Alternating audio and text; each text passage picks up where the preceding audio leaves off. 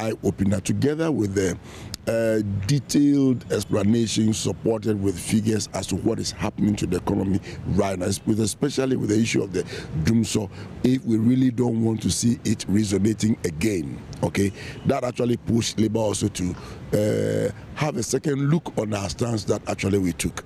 I'm sure at this point you would confidently say that at least the demonstration yesterday was what propelled government to shift its stance now. Indeed, greatly it has paid off, because if these stance were expressed in our earlier meetings, I don't think the demonstration will have come on at all. So we are hoping that by Tuesday we should be making some headway with regards to this negotiations. Well, we are very hopeful, but it will all depend whether or not government is also coming with a posture that will shift a little bit from where they are today. Okay, so you are hoping that by Tuesday government will make another move again? Sure. Oh, I see. Then obviously we will also make some shift, because where we are and where they are, there should be some additional shifts. Compromise. Yes, some additional shift to at least at the end of the day. The fear is about this Dumso situation, because everything is zero on that if they don't get the required revenue, okay, to sustain the Dumso element, then it's like we'll be going back to square one. And the fear of losing job, the fear of our theater lights going off, the fear of banks not having even confidence in the system, and so on and so forth. So Labour now is also going to look at these particular moral elements and structural elements of the economy and be able to take a decision that will keep Ghana going. Meanwhile, Employment and Labour Relations Minister Haruna Idrisu is hopeful that Tuesday's meeting with the unions will finally put matters to rest. We have come to an end to today's proceedings on the negotiations between the government team and that of organized labor and the AGI and other interested parties. And I'm happy to convey to you that there is some progress, and we are hopeful that in the early part of next week we should be able to build consensus with organized labor on the resolution of this matter. But the government team have made a commitment in principle to organized labor, consistent with the NDC social democratic philosophy, to provide some further relief to the vulnerable under the lifeline band protection in respect of water and electricity. And we share some more detail if organized labor is also able to adjust their position from the previous request for 50%, at which negotiations have remained since then. So we thank you for coming, and calling the meeting is accordingly adjourned. Maybe I'll allow Secretary General to respond to my comment. We'll meet again on Tuesday at 2 p.m. A police officer who shot and killed a murder suspect and one other person at Majo here in Accra on Thursday has been put behind bars. Sergeant Adoye opened fire at Adisha Bagaji and Joseph Ejay during an attempt to arrest them. The victim, Adisha Bagaji, was suspected of murdering an unnamed man during the Teshi Homo Festival in August last year. The Accra Region Police PRO ASP Ifiatenge briefed the media on the incident. In order to prevent further clashes and for the maintenance of peace and order, the police advised both factions to celebrate the festival and the sprinkling of kpekpele in their respective homes until the chieftaincy dispute is fully resolved. However, on the 26th of August 2015, while celebrations were ongoing at the chief's palace, the same opposing faction who had engaged the chief in a previous confrontation armed themselves with offensive weapons, including machetes, knives, and missiles, and they attacked one person by name Sule Musa, killing him in the process. The police was able to arrest 5 of the suspects and arraign them before court. The court issued warrants of arrest for 5 others, including one Adisha Begaji, but all attempt to cause the arrest proved futile. Yesterday, that is the 20th of January 2016, the police received information that the said suspect, Begaji, was being harbored by one Joseph Ejay at Majo, a suburb of Accra. The police, led by the investigator in this case, proceeded to the location, and at about 1:30 a.m., when the police proceeded to the location and in the process of effecting his arrest, the main suspect and the person harboring him allegedly attacked the police with a machete and an axe. She also said the police have opened investigations into the matter whilst the police officer remains in custody. The police officer whose action caused these fatalities has been detained in accordance with police regulations and standard policing practices. Investigations under the leadership of the regional crime officer have been initiated into the incident. As currently, a team of investigators and crime scene experts are at the scene of the incident. And then again, the families of the deceased have been contacted to assist police with further investigations. The Executive Director of the Narcotics Control Board, Kwesi Sapong, has asked civil society groups to take on governments for not passing laws that help reduce drug circulation and impact on society. Speaking at a regional consultation on drug policy reforms in West Africa, Mr. Kwesi Sapong stated civil society groups will have to interrogate measures put in place at regional and national levels to deal with drug production, use, trafficking, and organized crime. There is no law on methadone. There's no law on what? Needle syringe, needle exchange, needle syringe exchange program. There is no. But do you need a law for harm reduction? Challenge the status quo. Contest it in court in Ghana, because the Constitution says that health is the right of all. If health is the right of all, then if there is no law that makes harm, that legalizes harm reduction, that is an illegal act. Silence. It must be challenged in court. We are not challenging these things in court. Even those who are involved in a judgment debt, they challenge government in court.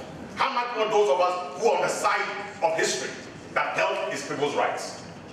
I want to challenge you. It's very, very important. You know, I mean, I'll be called to the bar in late March or early April, and I intend to go to court about this matter for interpretation. What does a right to health mean? It means that if government is not passing certain laws, we must insist that government passes those laws, because silence is illegal. Yes, silence is illegal. It's important. I mean, these are matters which, when you go like, if you think people ask, you think the white man asks Kwame Nkrumah that you can start, or the white man asks the Mau Mau, you can start a war. It's not possible. Today we take for granted our independence. We forget that there was a struggle, and that is the new wave of struggle. The other thing that I like to say is that, given the context of imperialism, civil society organizations in West Africa must be very careful. You must carve your own message and stop messages that are carved from West. Your messages must be contextualized. Your messages must be African. Your message must be West African. No matter how dictatorial government policies may be, there's a day when the people's voice will rise. And the people's voice is that drug policy must change. It will not change from that trend. It will change.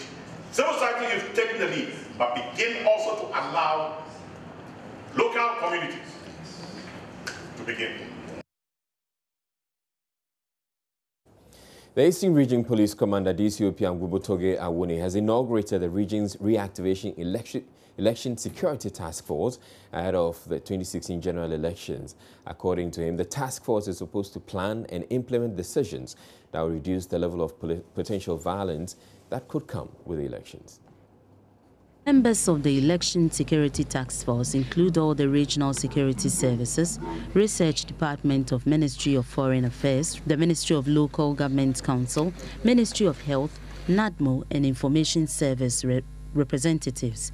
Briefing the media, the Eastern Regional Police Commander DCOP Angubutoge Awuni explained that the Election Security Task Force is expected to plan, coordinate, monitor and implement actions that will ensure successful elections. He said his outfit has created 7 technical committees which include Joint Operations Center, Media and Communications, Personnel Mobilization and Development, Ballot Security and Finance and Budget.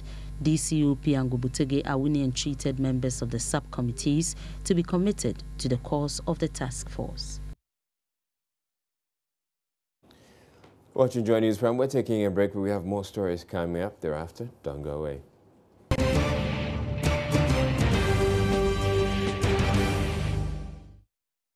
Welcome back to Joy News Prime. Now, 2 officials at the Keta Government Hospital have been found to have stolen 576,000 Ghana cedis from the hospital's internally generated funds meant to buy drugs and other logistics to serve the Keta community. The revelations were made at Parliament's Public Accounts Committee sitting on Thursday, where audited accounts of the Health Ministry were examined. Elton John Broby, our parliamentary correspondent, was at the sitting, or sat in, and he's joined us now to tell us a lot more about what transpired. So now the Keta Municipal Government Hospital issue is just one of the issues. Exactly, I understand that. Yeah, but tell us a bit more about this particular incident before we move on to the others. So the issue about the Keta relates to 2 individuals who are now in court facing the courts for their actions. Now, this happened between January 2010 and May 2011, and the 2 individuals are one, Asedenozi Hayford, an accountant of the hospital, and his assistant, Mr. Dabali Francis. They fraudulently withdrew a total of 576,000 Ghana cedis from both the service and drugs account of the internally generated funds of the hospital. How were they able to do that without, internal controls? Well, according to Auditor General's own investigation, they established that the accountant and his accomplices altered 96 signed checks by changing the original figures and words on the already signed checks. And through this method, they managed to withdraw higher amounts than otherwise originally indicated on the checks for which payment vouchers were prepared, because we are talking about the accountant himself and his assistant, and authorized by the medical superintendent of the hospital. So with this method, they managed to get this money. So what has happened to these 2? Well, the first, according to the Auditor General and the answers provided by the Ghana Health Service and the man in charge of the K2 Municipal Hospital now, both men were arraigned before the court. Now, the courts, in sentencing them, gave them 2 options, either to go in for 10 years or pay 25,000 Ghana cedis. They hold on. Were they found guilty of embezzling the amounts, more than 500,000 Ghana cedis? But the accountant himself is challenging one aspect of the findings. We are talking about over 270,000 and 300,000. And now the 270,000, he pleaded guilty to this particular charge. 300,000 is still a matter before the court. No, so hold on. So he pleads guilty to the fact that he embezzled 270,000, then yet he's asked to, refund 25,000? Well, that's according to the Ghana Health Service when they went to court. The judge in his ruling said that either he goes in for 10 years or refund 25,000 Ghana cedis. Now, he refunded the 25,000 cedis. The court kept 5,000 of it and gave 20,000 to the hospital. So the man is now out of court, at least for the first case. Now, according to the health minister, they are back in the civil court to see how best they can get this money back. And even that, they are facing huge challenges. They are not getting support from the Attorney General's department. They've written to the Attorney General's department in the Volta region to get them a lawyer to represent the hospital in court. They've not been successful even getting court details relating to the first case. They had to write to the Chief Justice before that particular order could be carried out. All right. So this was just one of the issues that came up. And even with the same K2 Municipal Hospital, 6 revenue staff misappropriated total revenue of 39,000 Ghana cedis during the period under review, and they are blaming this on weak internal controls. If you look at the other hospitals, Yendi, Zabzugu, Tatale, Adoso Health Center, it runs through all of them. People collecting money on behalf of the hospitals they work for, and they use it for their own, purposes. Basically, because internal controls within these hospitals, according to Auditor General, are so weak that they are able to go away with some of these, criminal activities. No, but what was the reaction of the members of the Parliamentary Accounts Committee themselves to all these findings? Well, for some of them, they think that persons placed in responsible roles are not doing their work well. For that reason, there should be a mechanism to check some of these infractions. Now, I spoke to the Health Minister, Alex Sebefia, who says that if you look at the audited report from 2011 up to now, there's been some kind of improvement relating to how revenues are collected and deposited in the bank's account. So for him, they are working towards addressing this particular issue permanently, but for now, he can confidently say that it is reduced. And all those people found culpable for misappropriating funds are in court, assisting in the prosecution. All right, thank you very much, Elton John Brove. He's our parliamentary correspondent. Now, still staying with health, the Ghana Health Service has announced new guidelines to avoid any outbreak and spread of cholera should it occur in any part of the country. At the launch of the new guidelines in Accra on Thursday, head of cholera prevention at the service, Dr. Emmanuel Joti, outlined measures needed to be adhered to by those affected, their families, health facilities, and workers. Anodame has more. More than 400 people died, with over 8,000 persons getting infected with cholera, with the capital Accra being the worst affected. According to head of cholera prevention at the service, Dr. Emmanuel Joti, most health facilities were not prepared for the outbreak, reason for its spread. Aside the lack of preparedness, residents in communities affected were not well educated on how to handle patients. Late detection and delayed response were also noticed. Dr. Joti says this will not happen if the new guidelines are followed. This new standard operating procedures, it mandates everybody to implement the cholera interventions during and post outbreak phase.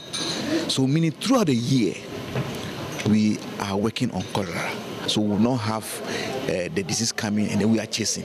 Here we will detect the case early and then we will contain it. He said there are vaccines for cholera, but will be used in extreme cases. Vaccines are available, but the quantity of it is limited, is highly limited. So it's given under stringent criteria. That is, you should have confirmed that you have cholera outbreak. You should have confirmed that the other measures that we talked about, your washing, that the water, sanitation, hygiene interventions are not working. And that there are so many people dying. And then we don't have any way of controlling it. Commercial drivers who transport patients were particularly advised to use polythene sheets, which will be paid for by the health facilities before transporting anyone suspected to have contracted cholera. We're taking this opportunity to educate all taxi drivers that when you are called to take a patient, if the person is with diarrhea, please make sure that you cover the seat with a plastic sheet, that any fluid will not go into the seat.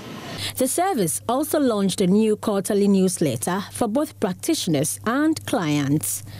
Deputy Director at the service, Dr. Gloria Kwansansari, explained the newsletter will provide readers with health information as well as maintain regular contact with the public. This is a quarterly newsletter that is packed with valuable information on health and health-related issues. It is the aim of the Ghana Health Service to have its own corporate newsletter to give unadulterated and timely information to the public. The maiden edition provides articles on diseases like Ebola and cholera and how they can be prevented. Stories and articles were collected from across the country to give it a regional balance. For Joy News, my name is Hannah Odami. Enjoy News Prime. We'll take a break now. When we come back, we'll bring you business news.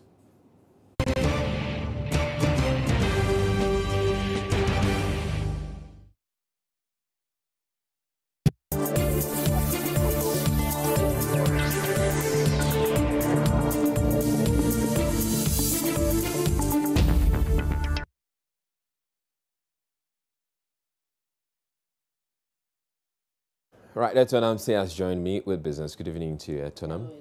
Right, you take it away. All right, thank you, Israel. Now, Trade and Industry Minister Dr. Ekosbio Gabra has hinted more Chinese firms are expected to relocate to Ghana as a result of the economic downturn in that country. China is currently rated Ghana's largest import supplier. The local manufacturing sector is therefore expected to take advantage of the slump by producing more to meet the possible shortfall in Chinese imports. But the Association of Ghana Industry says local manufacturers lack the capacity for this. Speaking with Joy Business, Dr. Ekosbio Gabra, however, explains government is taking steps to still benefit from the slump. Themselves have decided that they want to relocate a lot of their businesses to Ghana. So they've actually written to our ministry to prepare to receive them. And later this year, we are hoping to have a Ghana-China Investment Forum, where there are a lot of Chinese companies here, in the case at this very forum. We hope to have a larger delegation coming from China to do matchmaking and counterparting with their colleagues. And if our circumstances also permit, we hope to send a big Ghanaian delegation sometime to China for an investment forum there as well. But over tens of thousands of Chinese companies need to relocate based on their own economic circumstances for a number of reasons, especially labor costs. And so Ghana has now become more competitive. African countries have become more competitive. The raw materials are here anyway, closer to us. So if they can bring with their technology and their capital to add value to the raw materials, it makes economic sense to them. And we are happy to accommodate other Chinese companies as long as they come in and obey our laws and they don't go into galamsey and other kinds of illegal activity. Standard Chartered Bank says it has no intention of reducing credit to workers in the oil sector despite declining crude prices. There are fears that because of the current developments in the oil sector, which has seen crude prices drop by more than 50%, most financial institutions will be cutting lending to that area. But head of retail banking for Africa and Middle East, Jadip Gupta, tells Joy Business that would not be the situation as long as the clients meet all the credit requirements. Retail is not in that sector. Retail deals primarily with individuals, and individuals who are typically in employment, and we are a more deposit-heavy franchise. So we provide a holistic set of products which covers from deposits to wealth to lending for individuals. So I think we are reasonably well positioned. I don't see a reason for us to panic. The point is, we have our own credit policies, which takes into account the current and future conditions of the industry in which the individual operates. Basis that, we'll take a call. It is not a shutdown. Let's be very clear. It is a normal business as usual condition. So we will continue to operate in that mode.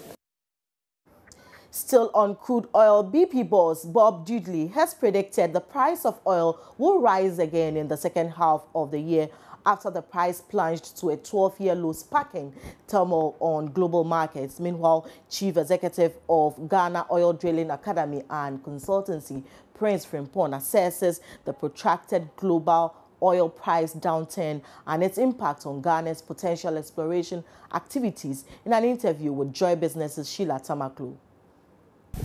Good. The arrow on prices still point downwards, meaning there's possibility of further drop in prices due to increase in production by some nations that were not allowed to get their products on the market, but now getting about 500,000 barrels on the market on a daily basis. US is still producing. So there's likelihood that price will drop further.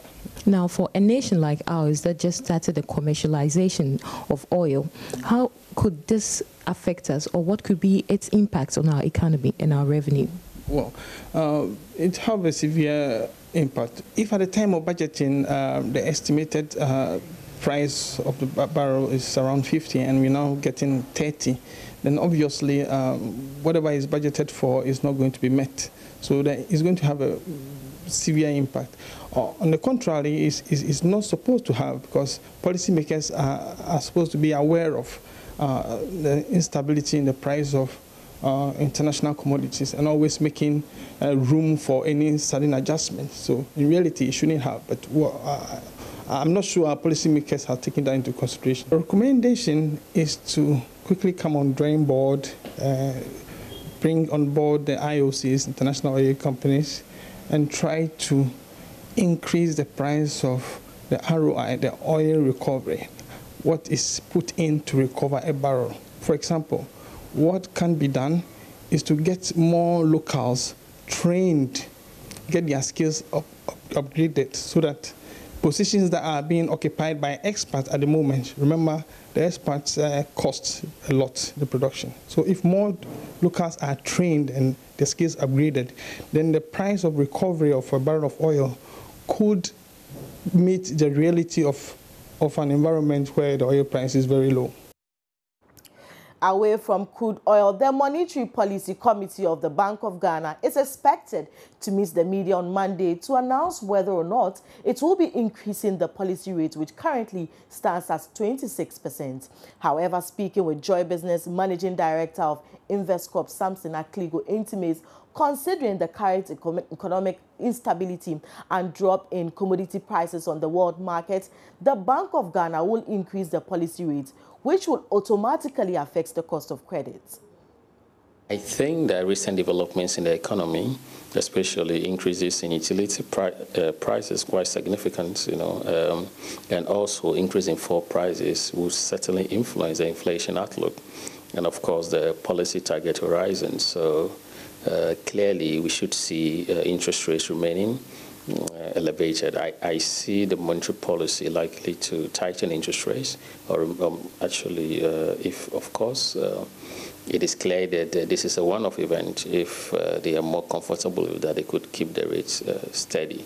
But we should not expect interest rates to decline in this environment. The interest on deposits really serve a different function, and of course, if you understand the way the banking sector works, you don't expect typically interest on deposits to be high.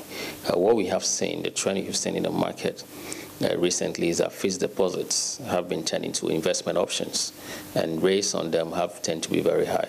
And I think that if that is what you are leading to, then clearly you will see that the fixed deposit rates, especially of non-bank financial institutions, which, savings and loans, finance houses, have tended to be very high, which reflects, of course, demand and supply of money. And that's it for business. My name is Etonam Semini. Thanks for your time. Welcome back to Joy News Prime. The police administration is assured the police will soon begin a crackdown on motorbike riders who fail to observe road traffic regulations, especially at traffic intersections. It is common to find many such motorbike riders jump red lights, often with impunity. Questioned why the police often look on in such situations, Acting Inspector General of Police explained it happens only because the police officers deployed at the intersections are often not permitted to leave their stations. Speaking on Joy FM Super Morning Show, John Kodalo said the administration will soon introduce changes, including the installation of cameras to address the problem. That's one of my targets, that's one of my plans, to eradicate this discipline of motorbikes. When you go to other parts of the country, up north and other places, motorbikes stop. I've been to Burkina, motorbike stops. Everywhere, motorbike, as you said, are vehicles and they have to obey traffic rules. But unfortunately, there are some miscreants, indisciplined people who, I've had occasions to arrest one or two of them and hand it over to the police. What we are going to do now is that we've got in our system now 40 brand new motorbikes. We are going to put them at vantage points and make sure we chase one or two of these people and bring them to book and make sure that they are given the appropriate fine or penalties. because I agree with you totally that it's a nuisance which must be stopped. And we are going to start by education. I'm sure next week our PAD and then our MTT department will start this education to make sure that it gets into their head and their vehicles.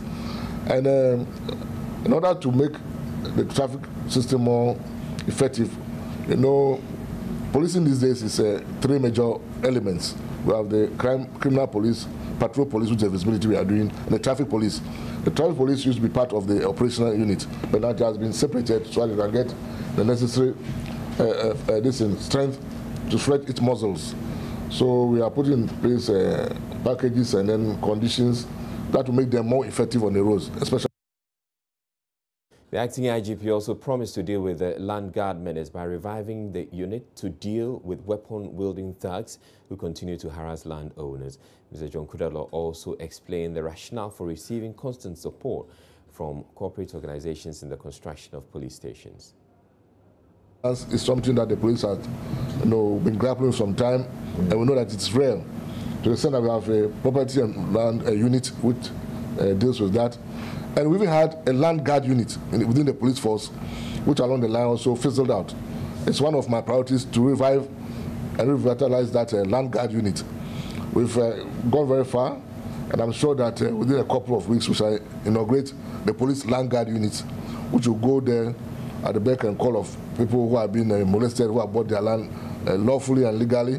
You know, the problem is that the double and triple sales of land. People sell land to 2 or 3 people. We make sure that those people are also apprehended and dealt with, because the law is very explicit on this double sale as a crime. So the land guards unit to come, and then they'll be there to assist people who go about their lawful constructions.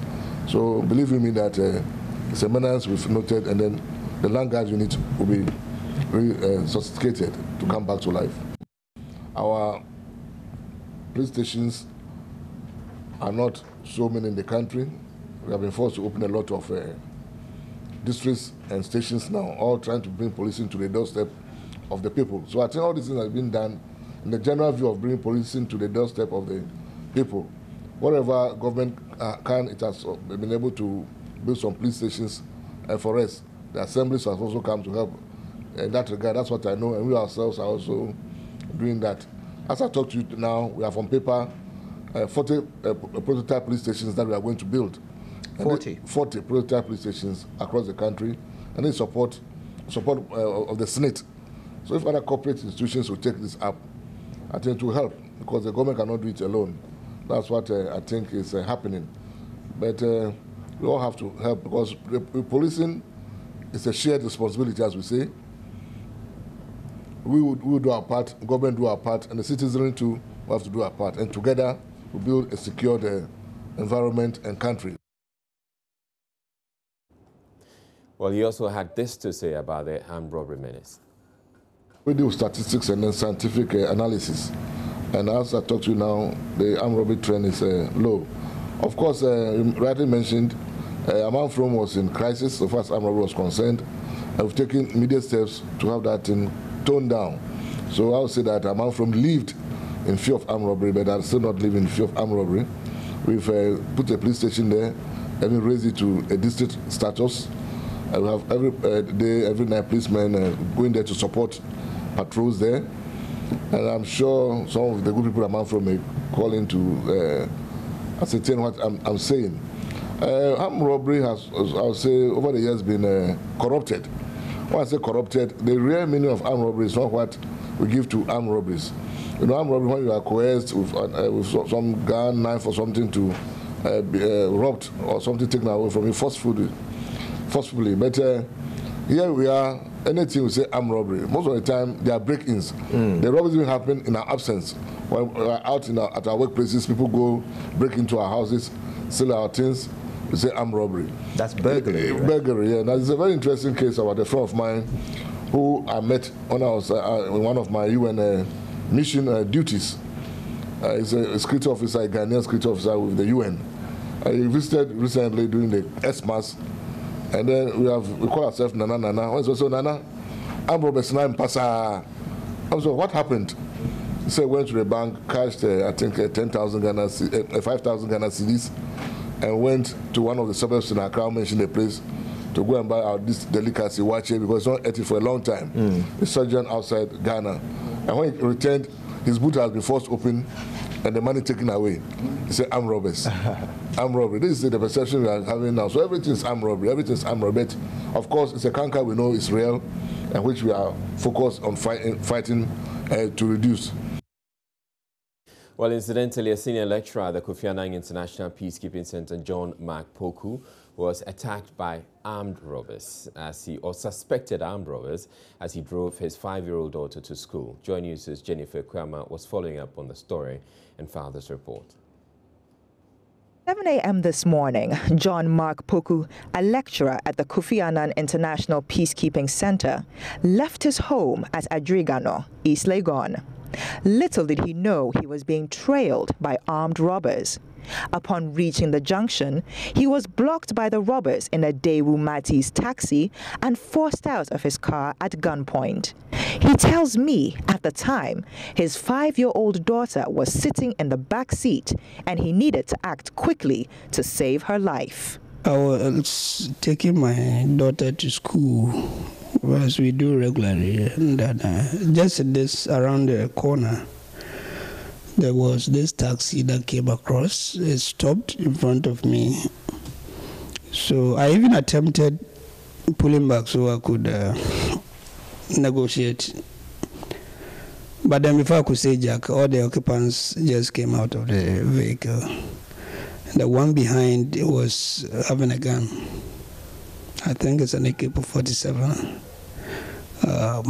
But very old dude. Yet you cannot underestimate a gun. So I sensed that they were robbers, and they started shouting that I should get down, come out of the car. So I complied because I had my daughter in the back. So I came out, took my daughter out, and also pulled the school bag out of the car.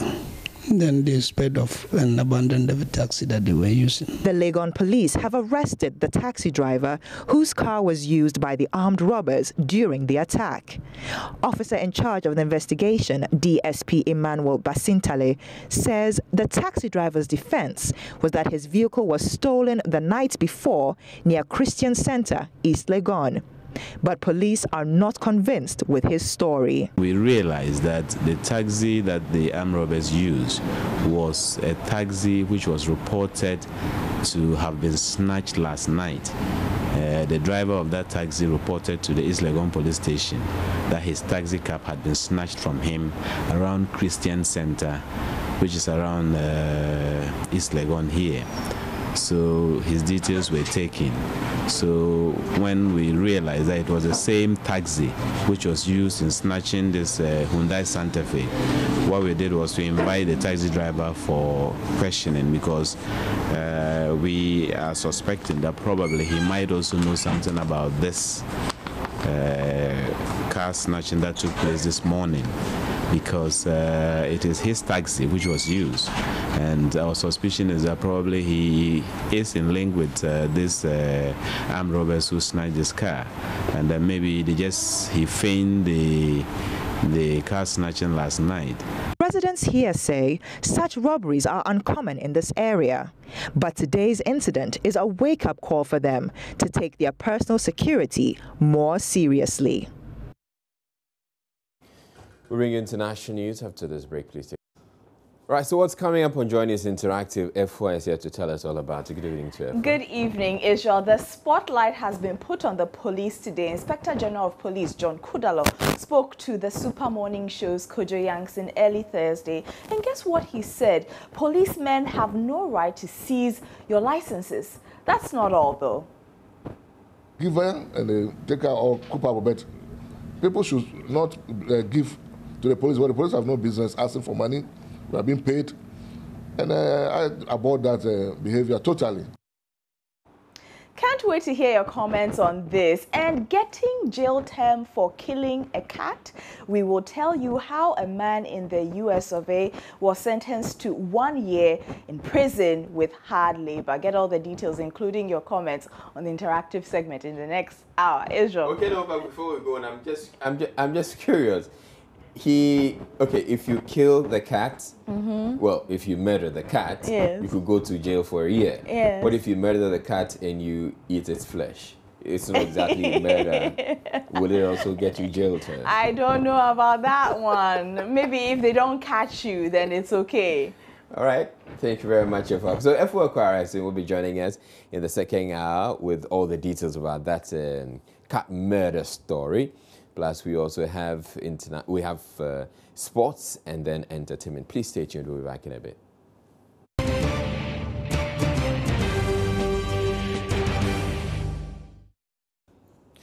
This is Joy News Prime, Ghana's most comprehensive 2 hours of television news in Ghana. Time now for a look at our top stories. And government has tabled fresh proposals in an attempt to convince organized labor to call off its planned protest over recent utility tariff hikes and fresh taxes. A police officer is in custody for shooting to death 2 persons, including 1 murder suspect who was detailed to go and arrest. The Ghana Health Service has announced new guidelines to avoid an outbreak of cholera and the recurrence of the many deaths recorded 2 years ago. In business, government is repositioning itself to capitalize on the current economic downturn in China. On to the rest of our stories. And a standoff between the Tema Development Corporation and homeowners at Eje-Kojo hit a crescendo when the corporation moved in to demolish houses there in January 2014. Now, the residents are demanding a return of their lands. Joseph Opoku-Gakpo visited the area and reports.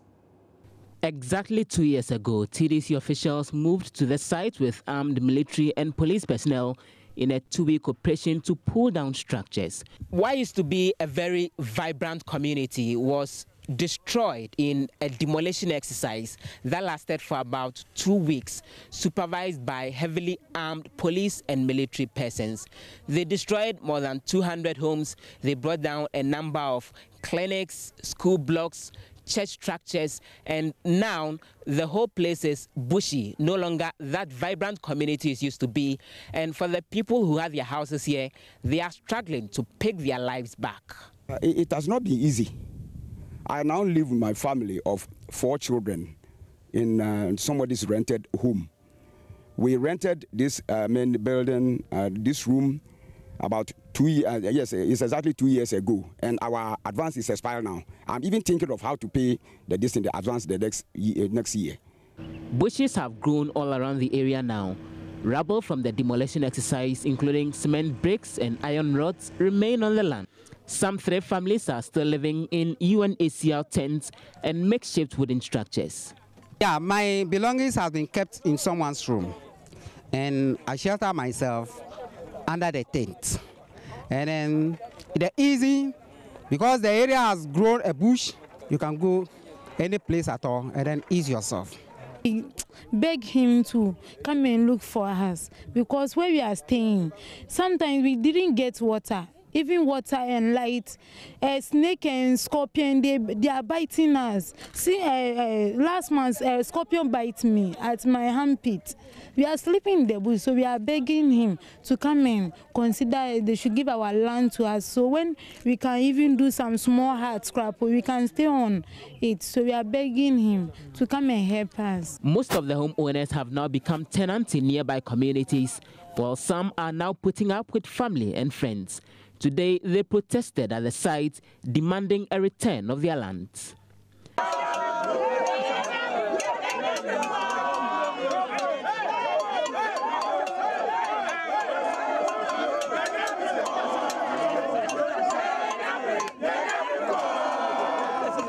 Chairman of the Landlords Association, Francis Jivenu, says government has been insensitive to their plight over the years. In the light of difficulty, to be honest with you, we wish we get 2 main things, which is our land and compensation. But with the current economic situation of the government, we will plead with one thing now, Even if tomorrow the president will have the compassion he's having for other African people and the Yemen, that minister go and give the people their land, we will be happy and take it for now and develop it ourselves. The residents say they won't give up the fight for the lands despite the little progress made so far. For Joy News, Joseph Opoku Gakpo, Ajay Kojo.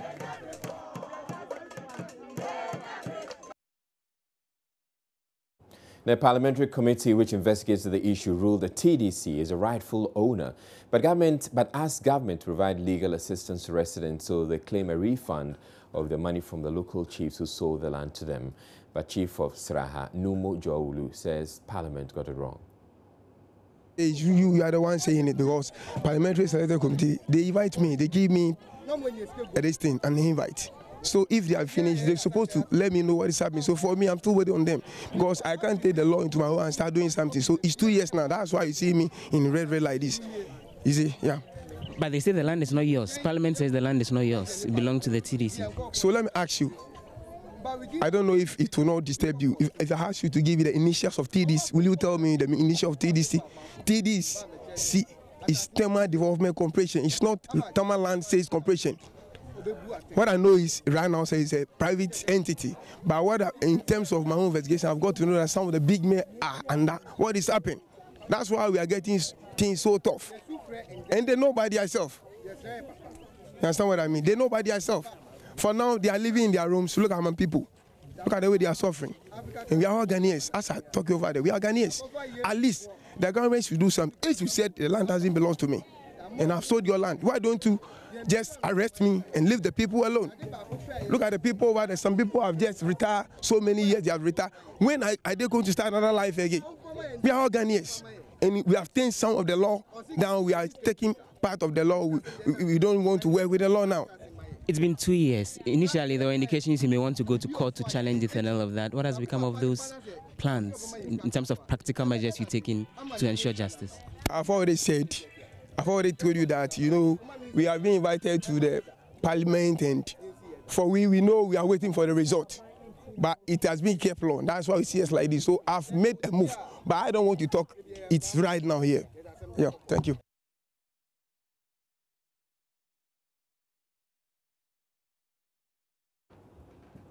Another news, the Techima Magistrate Court, presided over by Her Ladyship Joanne Eyi Kane, has sentenced 23-year-old Eric Otu to 5 years imprisonment for kidnapping 3-year-old daughter of the head of sports of Jersey FM.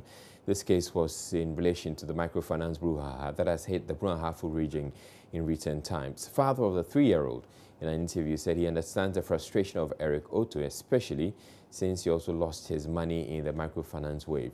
He is however urging government to quickly devise strategies to settle investors before the November 7 polls. Eric Otu explained that he took the decision to kidnap the young girl due to pressure mounted on him to produce the money which wasn't his.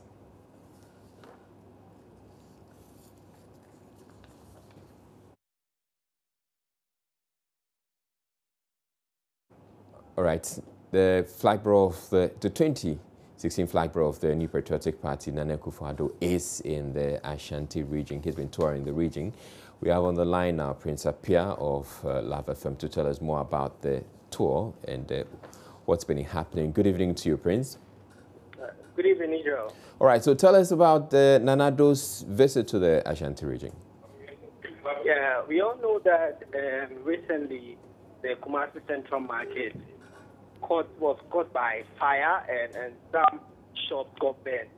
He was here to sympathize with the victims of the fire incident. He came to the Central Market. He gave them 200 cement, and he promised that he will assist them with other materials so that they can rebuild their structures. He headed to Dagomba Line, another area where a lot of headquarters reside, which also got burnt recently. And over there, he also promised them 100 bags of cement and then 50 packets of roofing sheets. So that was the reason why he came to the Ashanti region. And he arrived somewhere around 5 p.m. and by 6:30 he was done with everything in Israel. All right, thank you very much, Prince Apia, joining us from Kumasi on Nanado's visit to the region and the donation he made to victims of the recent Central Market fire. You're watching Joy News Prime. We're taking a break now. When we come back, we'll bring you entertainment.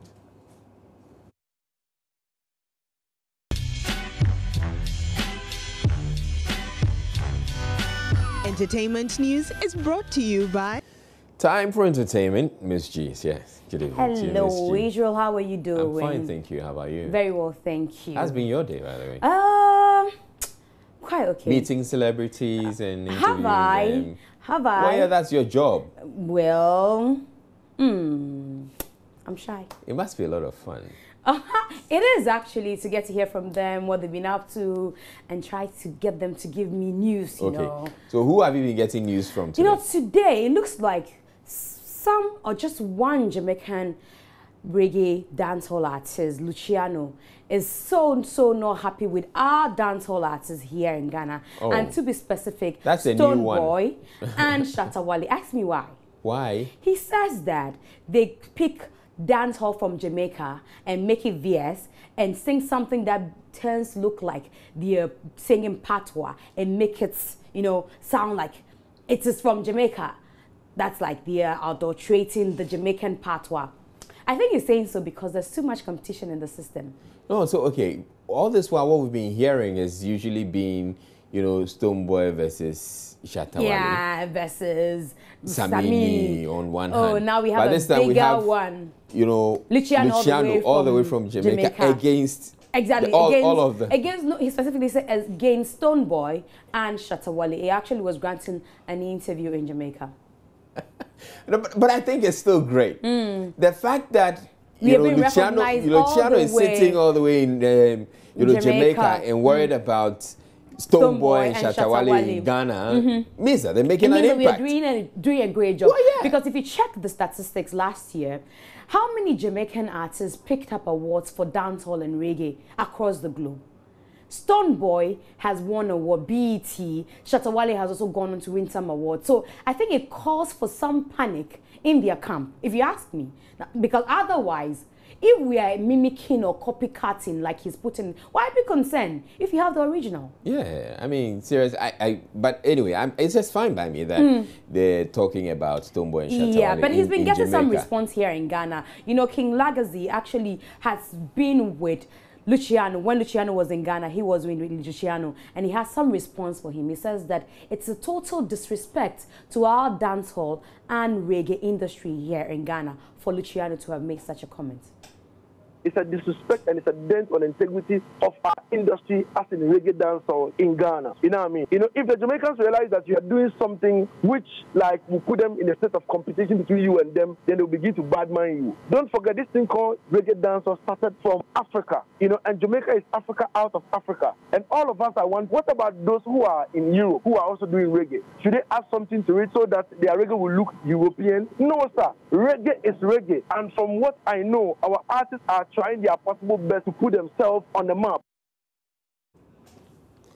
Well, for me, what freaks me out is the patois.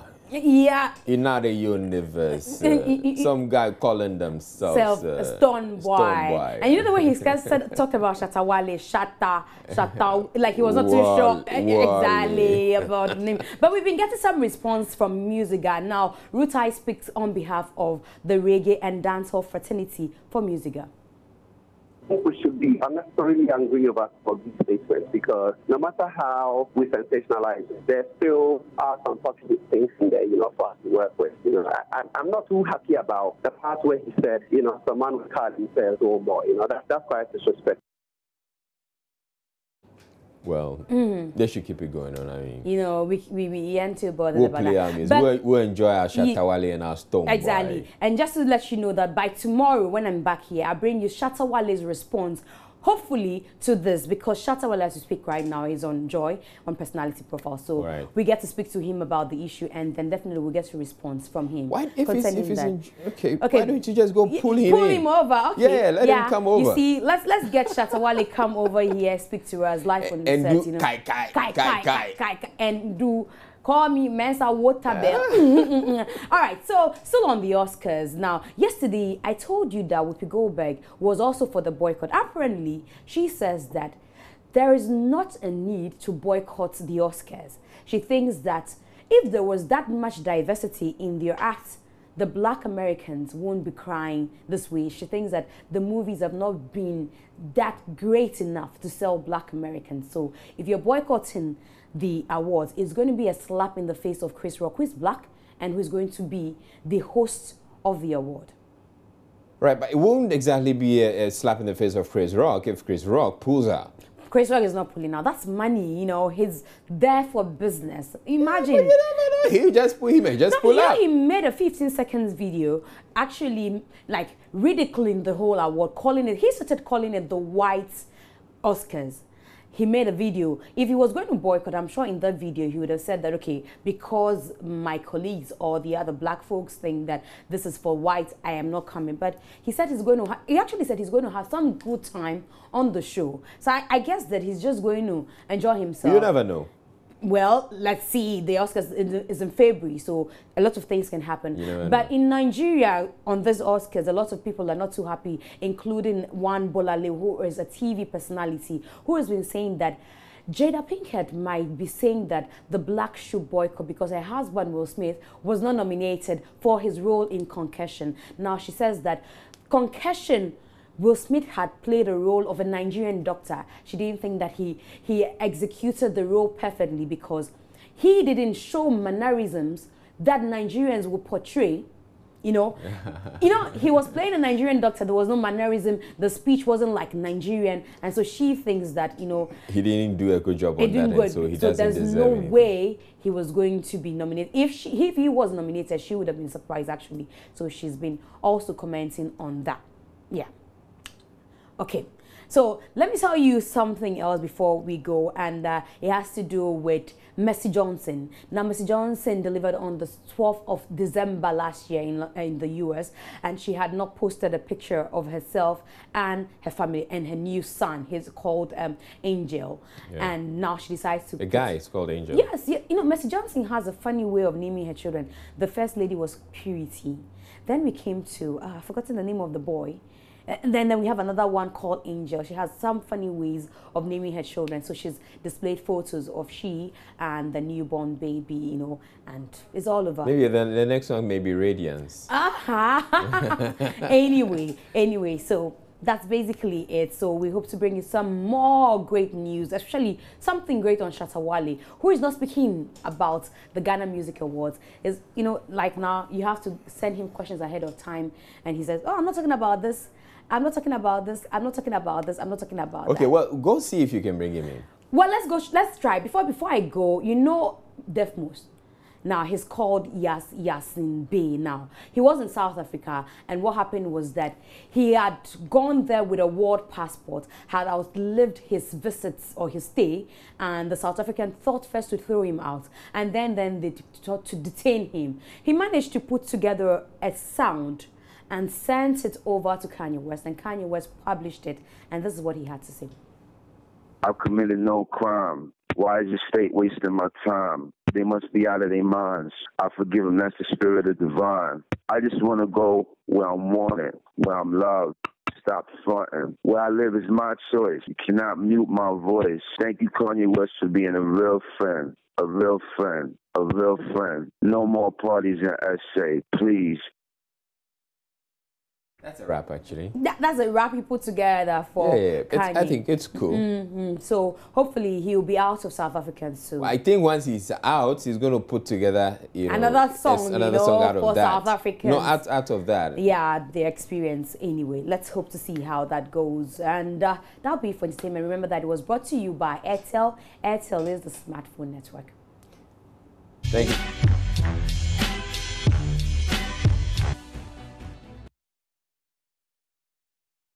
All right, so Gary Al-Smith has joined me with this sports. Good evening to you, Gary. Hello, Israel. Yeah.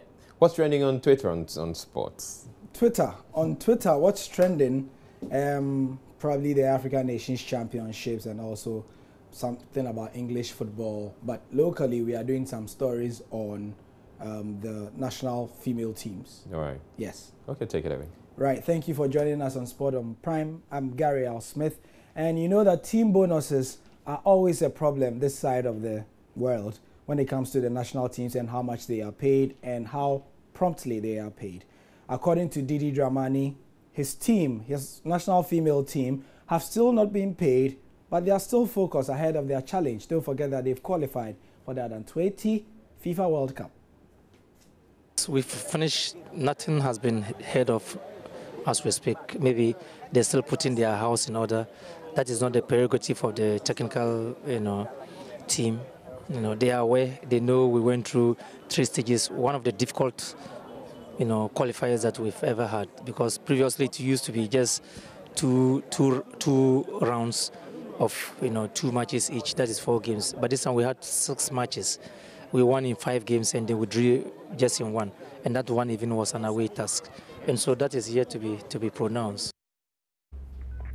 So that's Didi Dramani speaking there. Let's do some table tennis. And the national table tennis team coach Osu Ansah speaks about the federation's plans for the year. Don't forget that in the past 3 weeks, we've been trying to preview the year through the eyes of the various sporting federations. This time, we are on table tennis. Along we'll be playing this Open Championship, which is open to all players all over the countries to come and, showcase their talent. This is quite different from, the Open Championship that we've been organizing. Here is a case that is by merit. We invited almost all our top players to come and justify in order to enter the top 8. And here I must say that we had almost the chunk of our players coming in because they know how lucrative this competition is. So they were there to come and justify to make way into the top 8. And I must say that it wasn't an easy walk to freedom. If you look at the number of matches they played, the number of accumulated points they gained, of course, if you are able to make it to the top 8, then you should be proud that you are representing, you are part of this top 8 that is, coming up on this Saturday. Back to football, but in Africa, the African Nations Championships is continuing. The CHAN is getting into the business end. Don't forget that yesterday, Rwanda sensationally scored 2 goals to qualify to become the first team to make it to the quarterfinals. Today, DRC played a thrilling game with Angola. 6 games were produced, but guess who went to the quarterfinal? Well done, DRC. Cameroon versus Ethiopia. That one also will bring you the results tomorrow. Going to the Barclays Premier League, this weekend is the big one, Arsenal versus Chelsea. There's a lot of talk about Arsenal's form and the possibility of Chelsea coming back to spring a surprise, even though Arsenal seem to be on the up and up. One person speaking is Chelsea legend Frank Lampard. He's advising the Blues players to step up and be counted and to make that bend count.